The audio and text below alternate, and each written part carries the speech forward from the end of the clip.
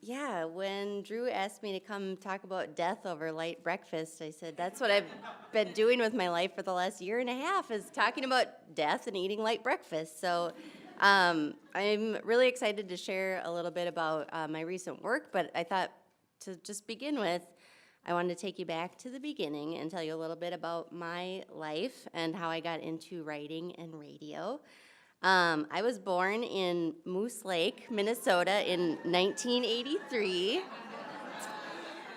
This photo was taken in 1984, the same year Purple Rain came out, which you can tell by my mom's blouse. And my dad had a perm for the whole 80s and just really killed it. So there's a lot going on in that picture, but when my mom sent this to me recently, she just unearthed it. I couldn't stop looking at how worried I was in this photo. I'm clenching my hands in a way that I still do today when I'm nervous, and I'm like, I don't know what this situation is, who's taking my picture, and I realized that I have literally spent my entire life being really, really, really worried. I think that's a theme that has kind of coursed through all of my experiences. I deal with anxiety and depression. I have a lot of self-doubt and insecurity, and that was just something that I really realized that I've been dealing with since I was a baby. When I was a little kid, I had a fear of speaking out loud. I'm not really sure where that comes from, but when I would be called on in class, it felt like I was being called on to give a commencement address to the entire school, and like I could feel the microphone coming up and feeding back in my face, and my cheeks would turn red, and I would just totally panic. And it's really funny to think about that now, because I literally spend my days talking into microphones, doing events where I have a microphone strapped onto my boot right now. And it's been a really, really long road to get here. So for my childhood, I didn't say a lot of stuff out loud, but I realized that I could communicate through writing. This is my first journal entry. It was an Andrea day. My world was very small, but I was documenting it.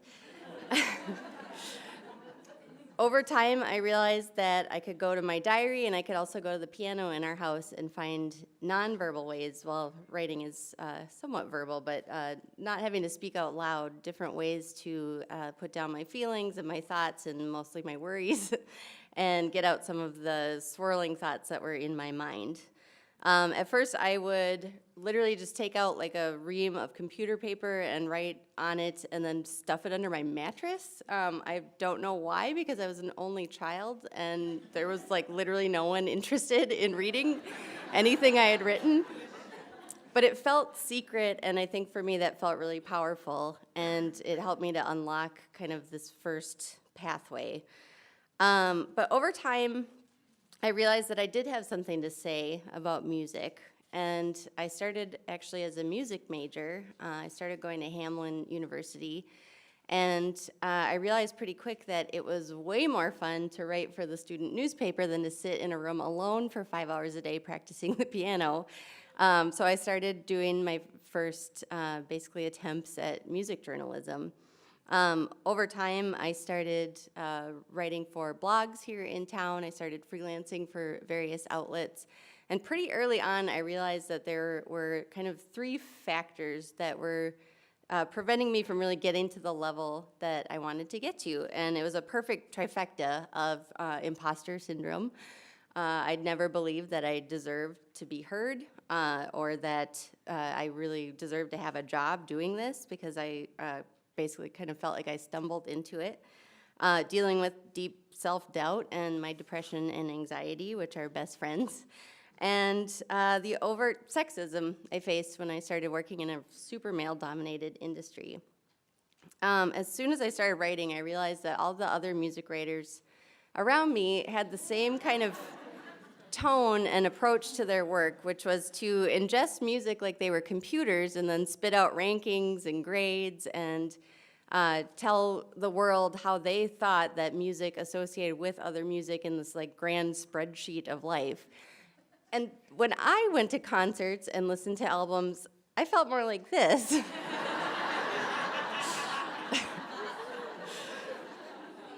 I just love that it's Ringo. It just makes it even better. I was having these really deeply profound emotional responses to the music that I was listening to, especially at that pivotal age of being 18, 19, 20, not knowing where I was going, what I was doing. And I felt like music was just this amazing conduit to all these things that I never knew how to say. So at first I tried to adopt that snarky tone that I saw other people doing. I got my first full-time writing job at City Pages, and I tried to do as City Pages writers before me had done, and basically give a very cynical viewpoint about what was going on in music, and it just felt really, really wrong. And I also noticed that no matter what I did, I had an army of guys in the comments telling me that I wasn't qualified to have my job, that I didn't know what I was talking about, that I just basically didn't deserve to ever be read by anybody. But I started trying to mix in a little bit of a different perspective pretty early on, and I started trying to write a little bit more personally, which is something that came very naturally to me.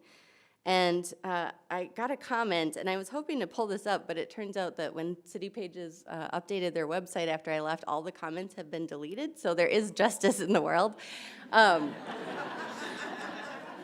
This guy commented on a post that was fairly lighthearted and more emotionally oriented.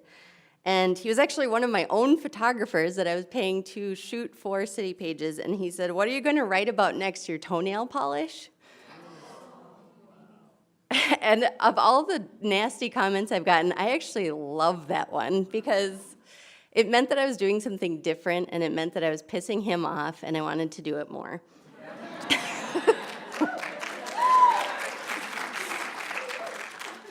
So around this time, I started at City Pages in 2008. In 2010, one of the most pivotal moments happened in the music scene while I was on the job to date, and that was the passing of Idea.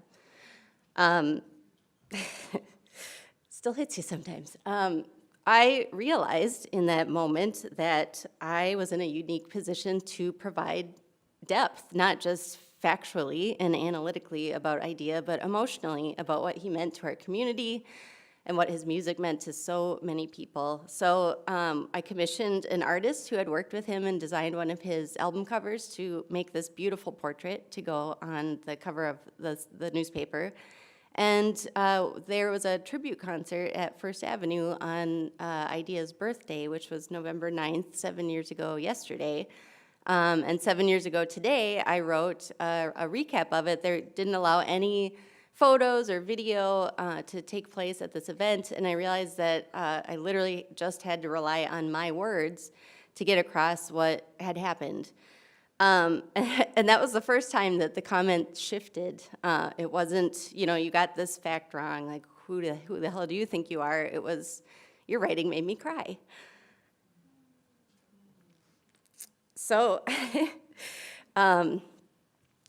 over time, City Pages became more and more demanding. When I started there, I was writing a weekly column and editing other writers who contribute to the newspaper. When I left, I was expected to write, edit, and publish 8 blog posts a day, in addition to the weekly content that was in the paper, which was continuing to shrink the whole time that I worked there.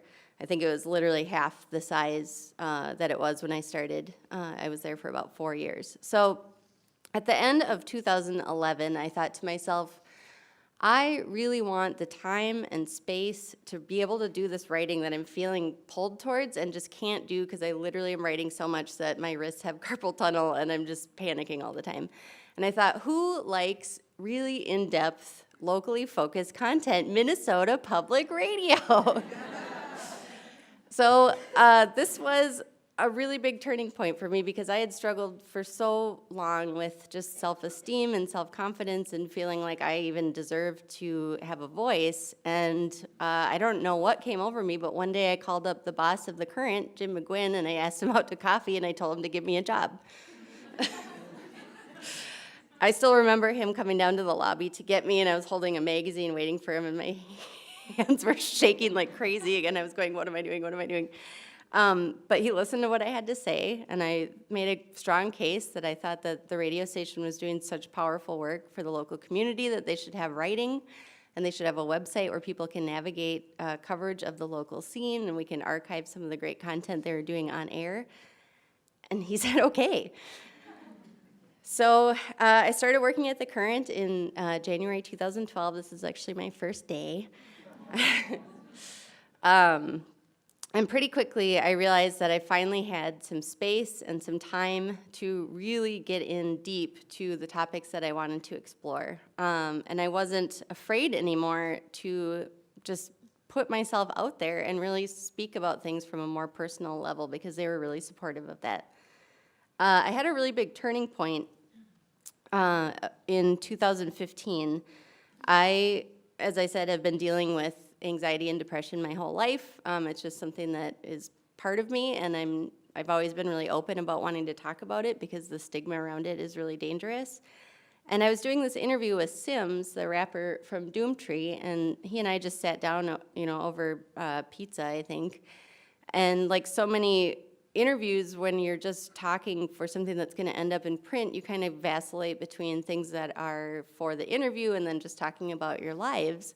And at some point, it came up that he had just gone on a prescription medication the same week that I had, and we were on the same one. And I realized that if I wanted to publish an interview where you get to hear Sims talking about this kind of stuff, that I would have to be okay with me talking about it as well. So this is a little excerpt of the interview, and the bold is me talking. And it was terrifying to put that out because I've talked about it on social media, and I've been very candid about my experiences, but to actually weave it into my work in this way was really, really profound. And we got just an amazing outpouring of support for Sims, and just really people appreciating that we were discussing something so openly. So that just absolutely turned my world around, and I became obsessed with talking about really, before that, off-limits topics. I wrote about my divorce. I wrote about my relationship with my dad. I wrote about just all kinds of deep topics, the loss of my father-in-law, just things that had really impacted me. And I knew that everything in my life led back to music, and I could share things in a way that deepened people's understanding of the songs that I loved and the experiences that I had. So around this time, I had started kind of infusing this approach into a lot of my work, including concert reviews that I was going to. And I found out that Prince was going to be playing at the Dakota Jazz Club in early 2013. And it was a debut of a new band, and he was playing all kinds of unreleased music. And once again, there were no photographers or videographers or even cell phones allowed in the venue. And because I don't know, I am a reporter, I felt like I needed to capture the experience. So I wrote a very passionate review about how fantastic the show was. I was sitting, 20 feet from this amazing superstar musician that I loved, and I drew this little drawing, and I put it with the review, and I said, "Here's Prince at the Dakota." The next day, I got an email. Prince wants your drawing. Can he have it? And I didn't really know what that meant, but I said, sure. Can I come back the next night and see him again? And I'll trade you, tickets for a drawing, because I'm a wheeler and dealer. And this started a really funny and, in my eyes, beautiful friendship between me and Prince. By the next year, I was meeting him in person out at Paisley Park. This is exactly what happened.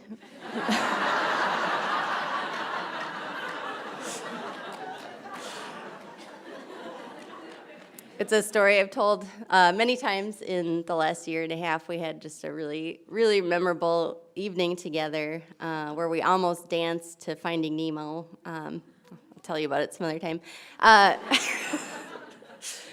And he started inviting me out to all of the events that he was doing at Paisley Park and reading my reviews of them and sending feedback through his people and posting tweets to my reviews and just generally encouraging me to keep doing what I was doing. So that was a really, really profound experience. And it put me in a really indescribable position on the day that he died. It wasn't news to me. It wasn't something I could cover as a journalist, and I knew right away that I wasn't going to be able to. This was a devastating moment in my life. My voice cracked when I broke the news to Jade on the Current, and my heart cracked open, and I got through it the only way that I knew how. Throughout my career, I've had the opportunity to meet. Why are you guys making me talk about death in the morning? Come on. Okay. I could do this, Swensson. Okay. I've had the opportunity to meet so many amazing people. And not just meet them, but hear their stories and write their stories down and share their stories with the world. And over the course of writing my book, which just came out, I actually had the experience of interviewing 5 different people who passed away within 6 months of us talking. And it gave me this real sense of urgency and just a poignant note to put on this work that I had been doing. So that all led to me standing in Majors and Quinn one night, holding this book in my hands and bursting into tears. Apologies to the staff of Majors and Quinn. And it was just this moment where I realized that I had set aside my own self-doubt and self-loathing and fear long enough to do something that really mattered. And then as soon as I posted this picture, this guy, this older music critic, wrote and said that I should be embarrassed for being so emotional on my social media and that people write books all the time and that this isn't news. And for the first time, I didn't care.